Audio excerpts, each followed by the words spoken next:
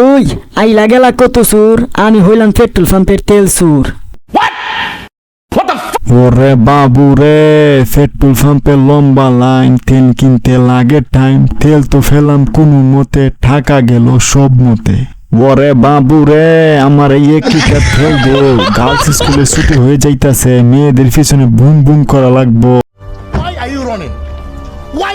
ও আমার এই 1 লিটার তেল দিও।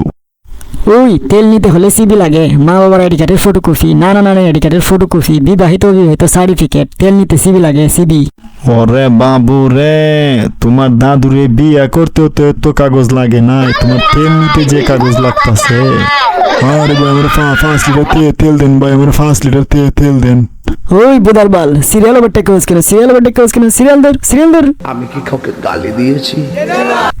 ওই তেল নি ভাই, ভালো কথা। তেল নিতে হলে 400 টাকা দিয়ে রেজিস্ট্রেশন করলে তেল ফ্রি, আর রেল ফ্রি, আর রেজিস্ট্রেশন না করে তেল নিলে 300 টাকা কেজি। আব্বে হালা হাদিনুনো কি বলে, 400 টাকা দিয়ে রেজিস্ট্রেশন করলে তেল ফ্রি? তাহলে আমি 400 টাকা দিয়ে রেজিস্ট্রেশন করে তেল ফ্রি নিয়ে যাব। ওই হালার জ্ঞান নাই, সাথে সাথে আর 400 টাকা বাস দিয়ে দিলাম। ওই আজকের মতো তেল দেওয়া অফ, সবাই যার যার বিবি ধরে যান, বিবি ধরে যান।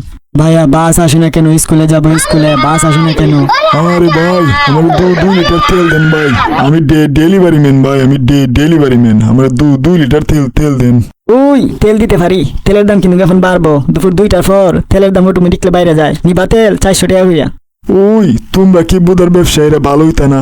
দেশের মধ্যে যে জিনিসটার অভাব হয় এই জিনিসটা নিয়ে তোমরা বুধার ব্যবসায়ীরা সিনকেট শুরু করে দাও, দেশ ও দেশের মানুষ উন্নত হবে কিভাবে? বাদ দাও তোমাদের এই হাজারিগুলা।